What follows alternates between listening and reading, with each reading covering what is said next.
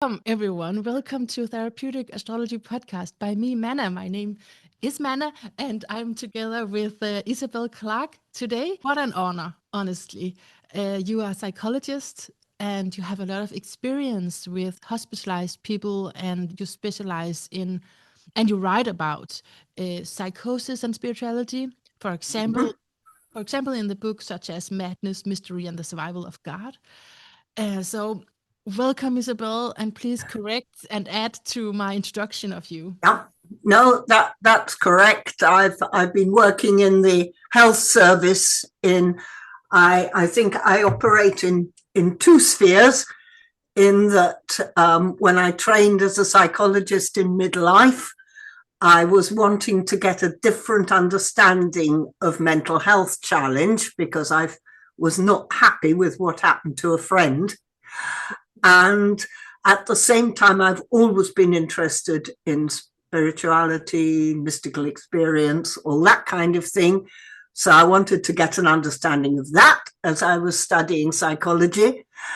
And the two interests came together when I found myself working in a hospital with people who'd been diagnosed decades before with psychosis, and realized that actually they'd gone through the same things that the saints and mystics that whose literature I knew about had been through, Wow. and thought this is something that needs looking at. For sure that it is. I mean, this theme, this um, phenomena, is so close to my heart. It's so important, and I'm really honored to meeting you. I'm really happy that you agreed. You have so many years of experience, and you've done so much in this field. So let me start asking you questions. Do. So I've read here recently a couple of articles by you, and you talk about leaving individuality. Yeah. And so, yeah, can you share more about that? Because I do think that is also going to happen collectively, an invitation for that anyway. But yeah, if you can share about that, and then Yeah. I'll quote you later. Okay. Um, I'm interested in the fact that as human beings, we appear to have two very different ways of knowing. That we know through experience our relationships, what the nature of our relationships is like, that sort of thing. We feel that. We don't Google that. Um, but there's a whole load of knowledge which we acquire and we learn in school, and we work things out. And obviously, as the human race, science has enabled us to, take charge of life in extraordinary ways. So we've got that whole scientific way of knowing, and the scientific way of knowing is can home in on things with precision and split them, sort of divide them up, sort them out. But the other way of knowing puts things together. Yeah. And if you think about poetry and that sort of thing, it puts images, it joins things together. So language, which is the crowning achievement of the human race, um, simultaneously divides things and puts them together. Mm. It's tricksterish. Yeah. So we don't all the time. We use our brains to understand the world, to navigate our way through life, without having to be aware that they're putting together two completely different ways of grasping things. Mm. Now, as I became interested in that, I looked at various sort of theories, various ways of making sense of that. But the one that really cut it for me was when I came across interacting cognitive subsystems, which is a model of cognitive architecture that sort of summarizes, really. I mean, it's based on a mind-bogglingly complex series of sort of experimental studies and things, which went on over 10 years or more, into memory, bottlenecks in processing, that sort of thing. But it crystallizes the learning out of this into the idea that we have a number of different organizational systems within the brain that connect up with each other. But there are two overarching systems. One of them that gathers together all the information from our senses, from our body's arousal system, from everything that makes life vivid, into what Tisdale and Barnard call the implicational subsystem, but I use the words, more usually use the idea of emotion mind that comes from one of the therapies that I use, dialectical behavior therapy. So that's one system. And then there's the purely verbally based system, which does this sort of fine-grained scientific kind of thinking. And there's an evolutionary story here, because our ape and other animal ancestors only had the one. They had the relational one that sort of told them that they were safe and, what's good to eat and all the rest of it. But the other one was developed as we developed language and is a sort of bolt-on. So the two have to work together, which they do quite a lot of the time really well, but then they split off in certain circumstances. And that's when things get interesting. Interesting. Yes. Yes, but actually the quote is, I think it's gonna make sense because of that explanation.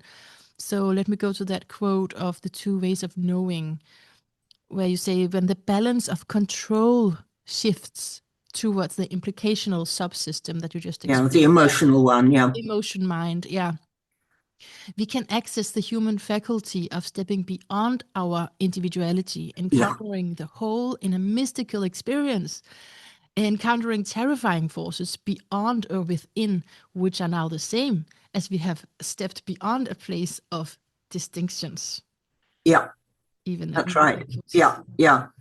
Yes, because when the two subsystems are working together, which is normal everyday consciousness, it's what we're used to, then we are grounded in individual self-consciousness, and we assume this is me. What I think is a good idea at this moment in time, that's me. I see this as somewhat illusory.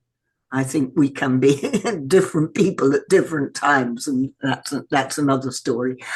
But then when the two drift apart, which happens most normally at high and low arousal, but all sorts of things can do that, like taking substances, like certain practices that enable people to access other states of consciousness. Then we leave behind that groundedness in our individuality. And there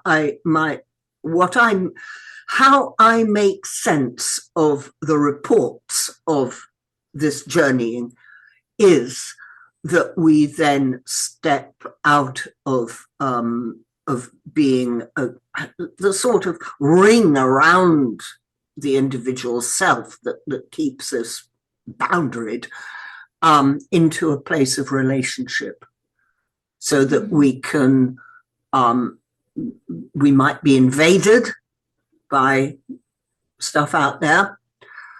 We might have the sense of being one with the universe. All sorts of things can happen. We're not in control. We don't understand it.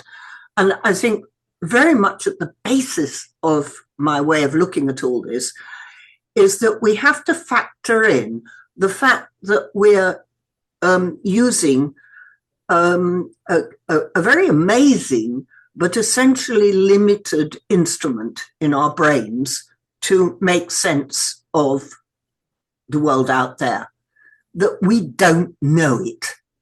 Mm. We have the illusion that we know exactly what's out there. And, given a bit of time, we'll be able to control a lot of it. But actually, it's limited. Yes, and I've really, I want to say so many things. So maybe I just want to vibrate many things towards you. Apropos that the confinement of trying to word stuff, but I do feel, I keep saying that I'm honored that you're here. I'm not just saying that as something you say as a podcaster. I really mean it, Isabel, because I also think of the bravery that it takes for you to go out and say stuff like this. I mean, Well, not no, actually, I've been not pretty anymore. lucky. I've had, I mean, I'm working in the health service. Yeah. I talk about this stuff to teams of nurses Okay. and doctors, occasional doctors, actually. By and large, doctors don't bother, but nurses and psychologists and therapists and people to help them in their work in mental health services. So, it is challenging, but somehow people can take it. Yeah. And I mean, whether they really get it is another matter, but some people do. Mm-hmm. And other people, it sort of washes over. So that's they're okay. They're not too bothered by it. And again, I think human beings, we have protective mechanisms that we don't hear things that are too upsetting. Yeah, exactly. So the limitation of our minds is also, like you say, protective in that way. So it's in a way it's doing its job of reducing things so that we can stay safe as well and make sense of things at the level that we are mature to. And so it's not brave as such because you've done it for many years and you're actually allowed to talk about these things. But it's still so. And I think, like I said, I think times are changing. I'm saying that because of the astrology. I think we do have to look at what lens is it that we are receiving from, and then the whole, what I really want to talk to you about is this term porosity. Yeah.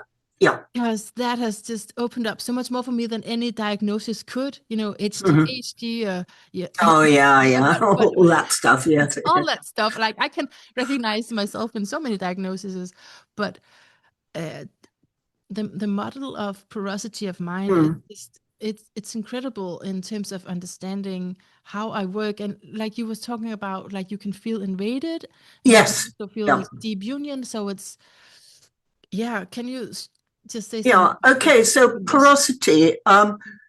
Again, I'll go to a bit of science. The work that Gordon Claridge did on the schizotypy dimension. It's a tricky word because it gets mixed up with schizophrenia, but it's different. It's a dimension of experiencing that goes across all human beings. Everybody's somewhere on the schizotypy dimension. And that is the dimension of openness to anomalous experiences, strange experiences. It's the dimension of how easy it is for you to step out of your individual groundedness in this safe place, safe, limited place, into that wider universe of experience. And for some people, it needs something pretty big. I think there are things like traumatic experiences, like I think of the autobiographies that were written by the people who were taken hostage back in the 1980s, I think it was, and had what would be labeled as psychotic experiences and that sort of thing, because they were held in isolation and very frightened. They were probably pretty low schizotype people, but you put them through some really traumatic experience and that will open them up. Whereas other people, probably sensitive people like yourself, will be pretty close to that what I call the threshold, because I use the word Gordon Claridge uses a word that he borrows from Falborn, which is transliminal, which means across the threshold, that there's a threshold of the mind. On one side, it's the sort of everyday, ordinary type experience. Then you get into a sort of grey area where everything's a bit woozy and what have you. And then there's a point at which you've crossed the threshold, you've lost contact possibly with your grounded individual self, and you're in this other place. And the more porous people, the high schizotypes, they're the people for whom this is easy. They don't have to take drugs. They don't have to do extraordinary things in order to get there. But it's part of their life. And some people get really good at this. And the trick is to be able to go backwards and forwards at will. Because the people that are in trouble are the people who get stuck on the other side. Of course. Yeah. Yeah. Okay. So to be able to travel dimensions almost. Yeah. No, I get that absolutely personally from. I have tried psychedelic drugs one time in one like retreat just to try it, but just as I was before, afterwards I'm still like I should not be doing that because I feel I'm too open. Yeah. And I feel there's a protective system in me that's there for a very good reason. Yeah. So I think you know that about yourself if you have it. Yeah. And you, it sounds like you have the ability to cross the threshold anyway. So why would you need drugs? Yeah, exactly. And there's I can feel like there's a safety mechanism. There's a break. Yeah. If you know where you've got to come back. Yeah. Yeah, exactly. How important that is. Yeah. Okay, I feel like quoting you again. Because you say once the individual has left behind the safety of their individuality, the familiar boundaries are lost. Things merge. The interior world is experienced as if outside in the form of voices, visions, and other strange happenings. This is a place of extreme and paradox. It might feel deeply meaningful and directed, abandoning in synchronicities, or it might feel dead, meaningless, and void. That's some contrast there. I'm not sure what my question is. Just like, how do you avoid that? How do you just keep it open into like a positive thing? Even okay, let me ask you like this: when you are working with people who are okay, so they get this diagnosis and they get this framework for their experience, it is a psychosis. How can you then invite them into something of the more positive? Okay. Well, if I'm working with people in the hospital. I've got there's a program called the What is Real program that we use. I mean, basically, what you're trying to do there is to get people to understand that they need to join the shared world, because if they're stuck in the psychiatric hospital, it's not working for them, basically. But it's not to say that they have to cut it out of their life altogether for all time, because, if they're a creative person and, this is what gives them their vision into other possibilities and that sort of thing, to say to them, right, you've got to shut the door on that forever is a really brutal thing to say. But for the time being, they've got to take very seriously what I call the shared world, because I use the words working in the hospital or in the health service. I use the word shared and unshared reality. That's really good. That's really good. Because if you step beyond the boundary, you're in a place where it's different from everybody else. You're on your own. You're just alone in that. Yeah. Yeah. And you have no control, basically. So you've got to get back in order to get the control. If you're good at going backwards and forwards, then you've got a sense of control. But the only place where you really have control is in the shared world. Yeah, I like that. The shared world. Okay. Yeah. So my work in the hospital is partly to tell them to get across the idea that that there are positives to being a high schizotype, to being someone who can make that journey, but you've got to start off. The only place where you can really conduct your life full time is in the shared world, and you can make trips into the other one, but you've got to be able to get back. And so rule number one, if they're in the hospital, is the shared world. Mm-hmm. But that So must be what so I'm saying very. is pretty tough. It's pretty tough. Yeah, Yeah. it's tough. I mean, I'm not, I'm saying, look, you've got, you think this is what's happening. Mm. Are you aware that nobody else agrees with you? And almost always they are. They'll say they're wrong, and then I will say, well, actually, as human beings, we don't know the whole of reality. We don't have access to it. We've got a limited instrument to deal with it. But in your situation, you've got to take seriously what other people are saying. I'm not saying you cut out your reality, but for the moment, you've got to join us as well. Mm. But I feel that's very respectful, actually. First of all, because we want people to join us. We want, to share a reality. It's a compassionate place to come from. And then also that what is really important, as I'm hearing you, is that you're saying I'm not taking away your reality, That's right. Yeah. and this might mean that you can explore, immensely.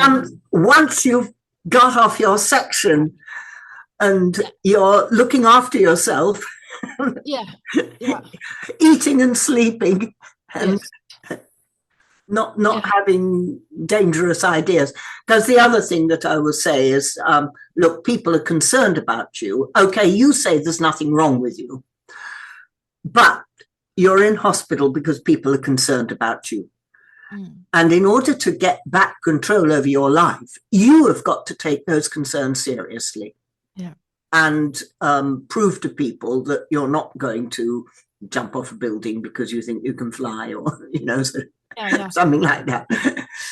yeah. No, I've worked in social work, and I've definitely had cases where people were conceiving of a very different reality, perceiving of a very different reality, and there's no fun in that. There's no, I don't want to romanticize No, that no, no, anyway. no, no. Um, so I get that there's a first step, but then but I like the explanation because it's very humanizing. Mm. That I it's mean, it's normalizing too. It's saying, and we all of us have access to this other, but some people just aren't dealing with it terribly well, and we've got to help them to. yeah. So Isabel, the title there that I said earlier in one of your books, The Survival of God. What do you mean by that? Well, as far as I'm concerned, I mean, as a lifelong Christian, faith and that sort of thing has always been an interest of mine. And certainly, when I started studying psychology, I wanted to, get a handle on it psychologically. And where I've come to is that the experience of the divine, of a relationship with something that is greater than ourselves, has run all the way through human history. It's only sort of my tribe really that has succeeded, I think, in saying, that's rubbish, we know better. But everybody else pretty well, has taken that as their experience. Mm. They experience that relationship. So two ways of knowing, one of them through feeling, through relationship, the other one scientific. As human beings, we've got ourselves into a right muddle trying to encapsulate things that are just experience, that are beyond what we can precisely know, into formulae, creeds, sort of, kill other people who don't agree with you, that sort of thing. Yeah. And I think if we accept the fact that as a person, I would say I'm a person of faith, I have a sense that there is this containing love. Mm. And in a thoroughly scary world that we're in at the moment, which seems to be, careering towards catastrophe, I think all one can do is to hold on to some faith and some hope. And the idea that we know so little of what is out there, what is what, I say, I used to, in the house where I used to live, for most of my life lived, I had a pond, and I was very fond of the frogs. And I sort of think of it that when I think of how much the frogs, they carried on their lives very skillfully, how much they knew about the house and the garden and the wider world around them. I think a similar amount we know about what's really going on out there. That's a good image. Yeah, I like that. That's a good image. Yeah.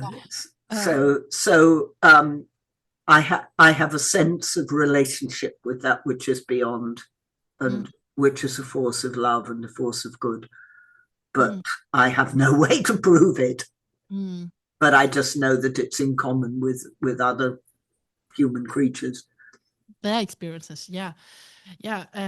Also, just from that image, I come to think of like social media, how small it really is, where we can look at it as feel like this is the world, the messages that I'm getting, the communication that I'm getting, but it's so small. Like, it's only people who are actually on that media, for one, and then it's only people who are like just right there right now, and it's seeing your post or whatever. It's actually really small, but you kind of maybe get into it in a way that you feel that. Well, I think social media is interesting because, remember, I said that the self, we have a sense that we are who we are, at this moment in time. But it's much more complicated than that. The self is work in progress. It's something we're creating. I think social media really messes with that. Social media distorts it, because why people are interested in the likes and what have you is because of this process of trying to make the self. We want to know if we're acceptable, if we're this. I mean, I don't do social media. No. I have nothing to do with it. But I left it behind as well. But sometimes there are things that you could only reach if you have a profile. So yeah, of course, yeah. I mean, I just sort of manage. I manage with my website, which is decades out of date, and. But the good thing about your website is that there are some proper articles on there, and you can get to know really good stuff. Yes. And that's much more preferable. Yeah, I'm with you. And because I'm relating it to, we have Neptune going into Aries soon, and it has been diving in there a few times. So that's really what we're talking about, where Aries is the individual and Neptune is, in a way, the collective, and it's the transcendent. So those two merging, I feel, is actually what we're talking about in a symbolic way. And what then can happen is going to be very different, right? Something can fall apart from that, but something could also experience an enlightenment when you find out, okay, what I've been looking through and what I've been filtering through, thinking that is me, it can be a lot more wider than that. And that's what I'm getting from what you're talking about, is what are the implications of this? It's like, yeah, I actually want you to answer that. What are the implications of our porous mind? I mean, I suppose it's just that we've got the two possibilities, but that there's a limit to what we can do in that other space, or what we can understand and how we make sense of it. I mean, my understanding of things like astrology is, a way of making sense of, probably, I would say, things that are beyond what we can precisely pin down. I've written something which I haven't published, but I'd like to publish somewhere, called Myths of Power. Wow. I've given a talk on it. Because and one of the things that I do, I think I said I work in different spheres, and one is in the health service, straight down the line. The other is in with the Spiritual Crisis Network, which is where people who are having disturbing experiences, but see it as part, potentially part of a spiritual journey, email in, and we have teams. We give training for responding to this, and we have a team every month who responds very carefully together to these emails, giving people sort of sound pointers. And we also have peer support groups that work online now mostly. And in that sphere, you've got lots of different ways of making sense of what's going on here. Yeah. I mean, in the sort of NHS world, you've got the medical way of making sense of it, which, I can see I'm quarreling with. I'm providing an alternative. Yeah. But then you've got other people who are coming, and I would see astrology as one of those. It's to help you to navigate, to help. And there are other ideas about sort of the evolution of consciousness and all sorts of things. And I'm coming along, as you probably gathered, I'm a bit tough. I'm a bit hard. And I'm coming along and saying, actually, as human beings, we can't absolutely know any of this stuff. It can be, but it can be vital and actually life-saving to have a guide way of making sense of it. If it's one, particularly if it's a way of making sense of it that preserves the self, that helps you to have a good enough sense of self. And astrology and evolution of consciousness and all that sort of thing are those. And so I call them myths of power. That's good. They are not the absolute what's out there, because we can't know that. No, for sure. The word myth can be downgraded. It can be said, oh, it's just a myth. But I'm saying, actually, myths are important. Humans through the ages have lived through our myths. And so these are important myths. Yeah, I feel like when you're saying myths of power, you're giving power to that emotion mind of that way of knowing. So I immediately related to your birth chart what you're saying, but let's wait. Let's wait with that. I will get into that in the end. But I do want to hear you about phenomena such as telepathy and healing. Yeah, because I think that must be one of the implications of this porous mind, that we can feel each other more, and almost not know who is who sometimes. That's a challenge as well, but it can be used for something. What do you think about that? The thing about that is, yes, it can be powerful. Yes, it can work. Yes, but the are joined up ordinary, boring consciousness is governed by a logic of either or, so we know where we are.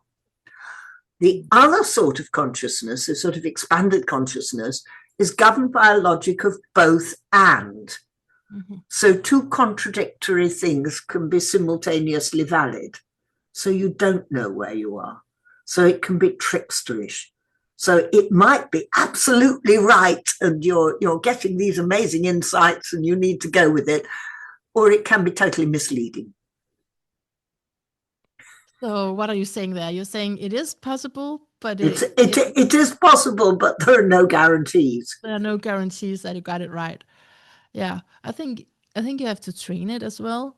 I mean, Yes. see, I'm not saying it can't work and it can't be. I mean, there's plenty of, again, if one looks at psychical research and that sort of thing, there's plenty of evidence yeah, for, sort of knowledge at a distance and all these sorts of things. yeah, They're not pin downable once you sort of try and get them into the laboratory and do it over and over and over again. It kind of dwindles yeah. I because think it doesn't work like that. I was just gonna say that. Look, what a synchronicity. I was just gonna say because it doesn't work like that. That's a synchronicity, Isabel, right? Yeah, You said yeah. it. I was gonna say it, yeah, right? What's gonna yeah, happen? yeah, What's yeah, happening here? yeah. Same words. Yes, yeah, yeah, We picked up on the same thing. yeah, yeah. Oh, so let me see. Yeah, there was this connection between, you did say something about that in that spiritual emergency work that you do, the connection between trauma and openness. Yeah. Um, I mean, trauma is a big word these days, meaning encompassing a lot of fields recently, and um, and I think for a good reason, it is connected to spirituality, the healing of a trauma. Um, yeah, maybe just your immediate thoughts about that Mm, the healing of a trauma, and that kind of porosity that we're talking about today. mm. Yeah. Um, Trauma is, I've talked about the self being work in progress, being something that we sort of create, and we have many different possible selves that we sort of put together. Um, Trauma does violence to this. Trauma makes this really difficult. It will create the sort of healthy development of the self requires constant backwards and forwards between what we feel and how we think about it. Trauma glues that up because the things are experienced that are beyond what you can intellectually make sense of. It's outside of what is possible within your world, as it were. So it's kind of maybe locked away somewhere. Undigested is the word I use. Yeah, It's like one uses the metaphor of the mind sort of digests experiences by passing between the emotion mind and the reasonable mind, the implicational and the propositional. Trauma there's a nugget of stuff that's indigestible and it sits there. But that actually means that it helps because it's you sort of interfered with that natural, that sort of straightforward process. It actually creates more porosity. It means that somebody is more likely to be able to open up to that other way of knowing. If this can be done in a contained way, probably with support from people around, the right sort of support, that can enable, if that sort of nugget of undigested trauma gets opened up through passing into the transliminal, that enables the healing to take place because this stuff is opened up, it's revealed. Though it can, that can actually smash the whole of the self if it doesn't come in a good way. yeah, that's a lot of people are fearing that you'll just open up my trauma and I'll Yeah, just be stuck there. yeah, yeah. So, but for that to happen, that's also maybe, would you say that is because of porosity as well, that you would not be, Yeah, because you're not able to go back then? yes, that's right. Yes, I mean, you've got stuck again. You've somehow got stuck. something's opened up, but then it's closed up. It's like a wound closing up with the festering still under it. It's closed up in the wrong place. You Yeah. put together the self in a way that kind of works, but doesn't very well, sort of wonky. Mm. Mm. Yeah. And then on the other hand, it's that exact thing that can heal you, the openness to Yeah. what Yes. well Then if you life can does. get onto a path of growth of Yeah. of of then it can be a good outcome. Mm. Okay, so just maybe one more thing before going to the astrology. I was just thinking if we could try to name some of the criterias of like just how we can recognize our minds being permeable. How Right. can like take it down? Like what is it? How does it look like in everyday life? Well, I guess people who have like you said, sort of intuitions, which turn out to be true. I I I remember. Think of an example. I have a friend who is very very porous. She would agree with that, and a bunch of us were arriving at a meeting that was taking place in a building with a garden around it. And we were late. And, we got out of the car and we're standing there. And she came out and they were in the middle of a meeting. Mm. And I said, oh, how did you know we'd come? We've only just got out of the car. We haven't knocked at the door or anything. She said, well, I knew. And that was typical of her. Or I think, yeah, my friend, yeah, who, sorry, Okay. took a photograph of me and my late husband. Yeah. She stopped the car. She had to go back and take the photograph. And it was the last photograph that was ever taken. Oh. But she knew she'd said goodbye to us. She'd driven off, Mm-hmm. and it's just a wonderful photograph. Mm. What is moving you right now? Is it the memory of him, did you Yeah, say? Yes. Yeah. Yeah. Yeah. Just feel like allowing that. Mm. Mm. because we are partly a relationship, so It is. that That is, loss is a huge wound. It'll never heal. of course, big part of who you are. Was your yeah.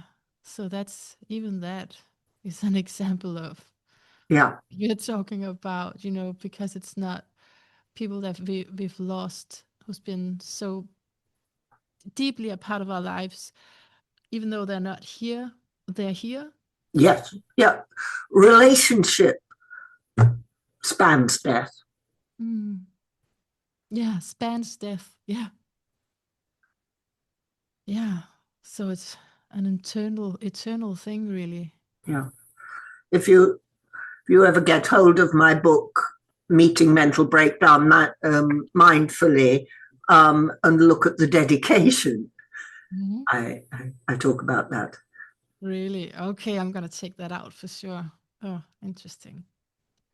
Yeah, so other examples of permeability, I think it is just like being able to feel into each other somehow. It can be really magical, but it can also be something that we almost don't recognize as it's going on, like picking up each other's words. Like I find that when people use a certain kind of words, but just a few times, it doesn't have to be a lot, then I say that as well. Yeah, Yeah. yeah, yeah, yeah, It's just yeah, the ongoing ever yeah. No, exchanging. as human beings, we're more connected than we're less sort of completely shut off and more connected than we give credit for. Yes, and it's so evident in groups, for example, like how we Yes, pick up from each other. absolutely. Yeah, yeah.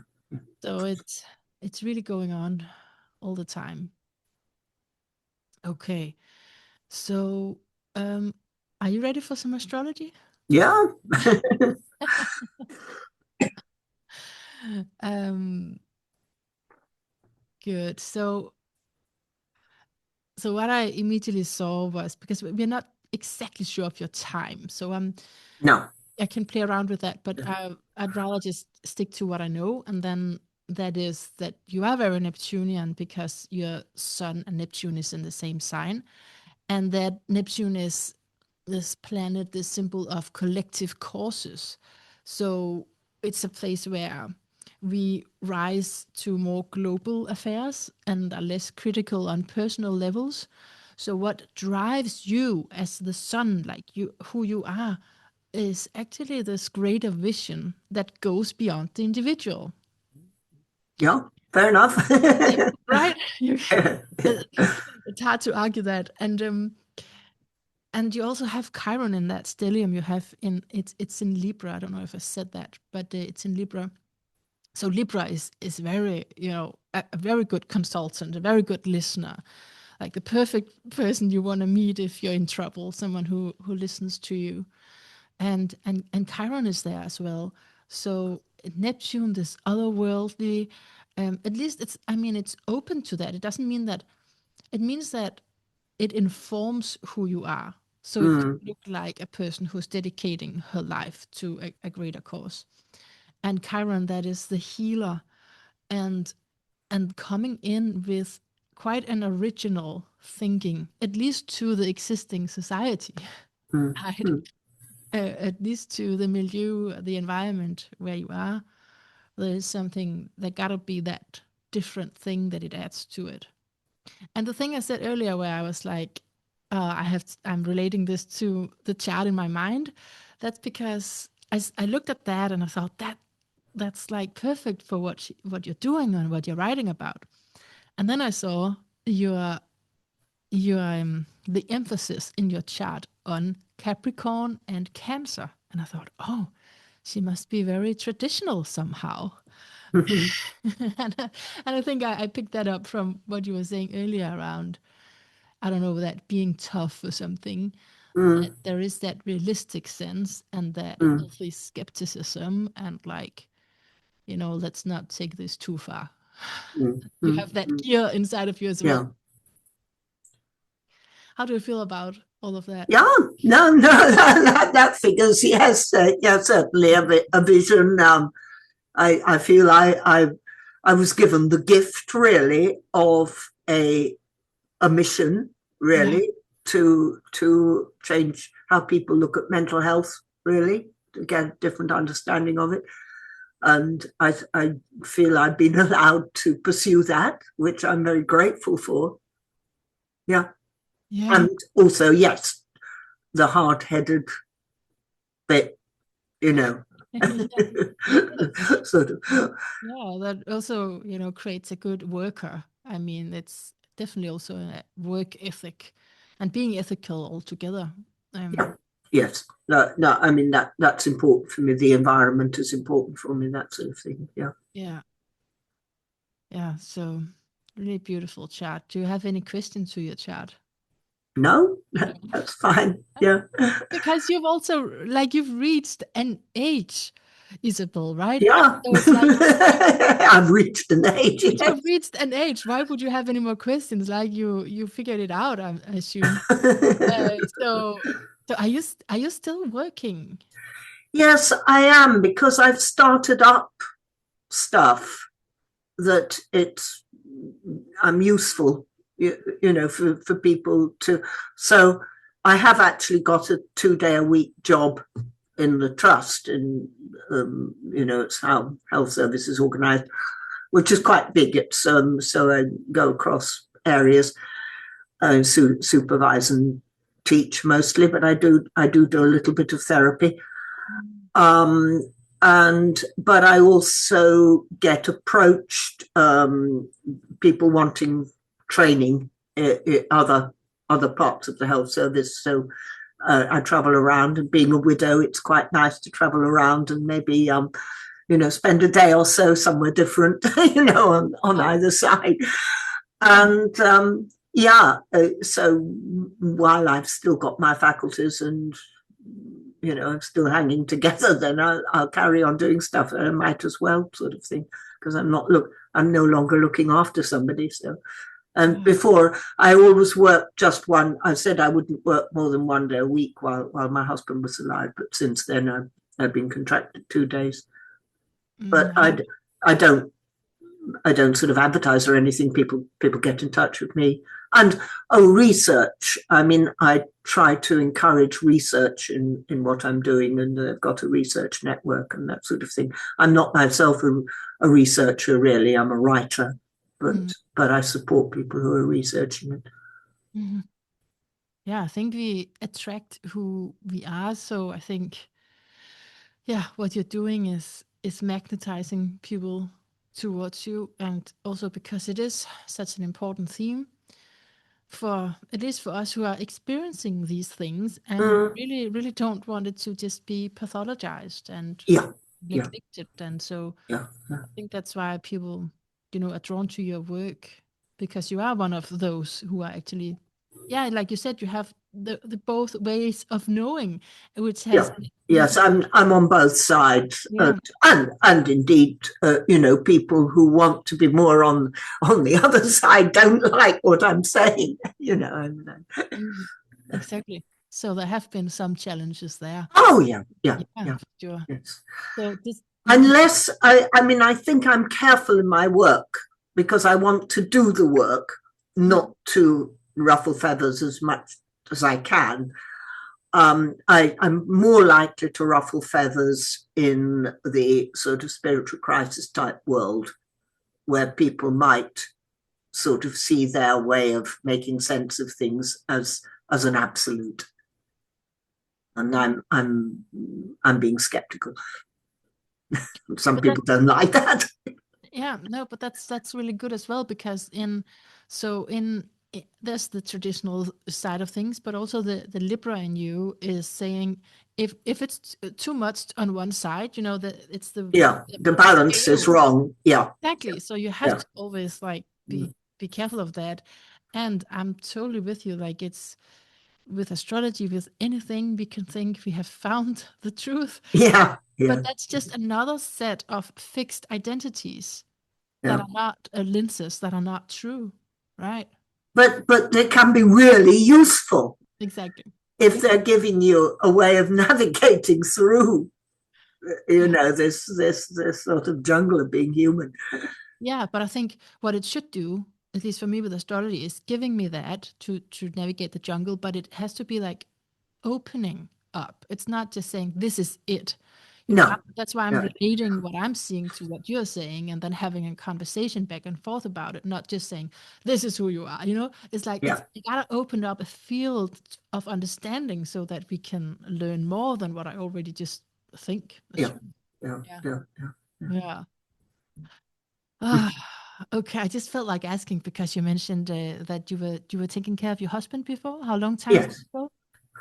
Well, I mean, he was ill with both cancer and Alzheimer's for about well, yes, it was two, 2013 when things started to go wrong until 2019. Really. Okay. Okay. Becoming a carer is something that sort of gradually creeps up on you. Like from having an equal relationship to Yeah, becoming a exactly. carer. Yeah, I mean, it was an absolutely equal relationship, but then, yeah, Yeah. Yeah. Okay, that makes sense what you're sharing also about. So there's the loss and the memories, and then there's also, as I'm hearing you, the freedom that you now have to spend more time on other stuff. yes, yes. Yeah. Yeah. Yeah. Not freedom I would have wished, but You wouldn't have wished that no, kind of freedom. not that No. freedom, no. Not. No. No. Do you talk to him? Do you feel Paris in that kind of sense that you can talk to him? I, yes, I guess I do. I show, when there's a tree that he would have loved or something, I show it to him. Yeah. Yeah. Wonderful. I completely believe that. I don't think it's just something you make up. I think you can totally do that. That's just for who I am. From my perspective, that's Mm. something you can totally do. Contact the spirit world, especially with someone who you Yeah, well, the relationship doesn't die. yeah, the relationship doesn't die. Yeah. Wonderful. Mm, mm. So, Isabel. Right, we're there. Oh, this is yeah. Thank you for being so real with me. Because I feel we're moving between levels as well, and it's really easy to pick up that vibe of deep, deep, deep love for him still being right here, right now when he's not there in physical form. And then on another plane, like your eagerness for your work and all of your experiences. So it's like we're even shifting planes here as we talk. Mm. Can you sense that? Yeah, yeah. Mm. Yeah. Do you have anything you want to say if you check in with your heart, anything you feel like leaving listeners? No, I don't think so. Oh, which book? Actually, one thing I wanted to ask you, yeah, what are you quoting out of? Where is that? Which bit of my writing are you quoting from? I think different books. Let's see. There's the one about the balance of control shifting. That Yeah. is from a chapter in schizotypy and the experience of transliminal. Now, what is that? Because I've not heard of that schizotypy and the. Is there a chapter in a book that I don't know about? It, What book is that? I think it's from your website, actually. Oh, Could it right.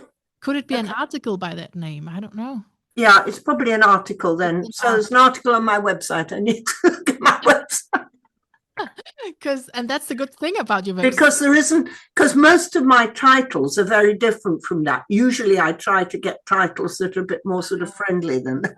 But Like, yeah, but some of them you've written with other people, so they might have yeah, yeah, influenced yes, it. yes. No, I couldn't recognize that, but yeah, yeah. Yeah, yeah, sure. Yeah, let me know if there's other Yeah, yeah. quotes, but I think it is from your website where there are good stuff. Right, okay, yes, you got it off the website, and then Yeah, it must be mine, yes. it must be yours somehow. But the way that I learned about you, another hero who's been on this podcast twice, Yeah, that is Robert Faulkner.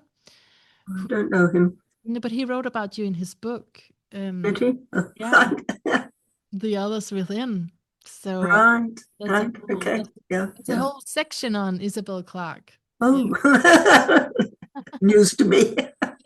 Now you know. Yeah, yeah, yeah. Oh, lovely. Thank you so much for being with me. Okay, right. Well, thank you. No, it's been enjoyable. Much appreciated. Much. Right.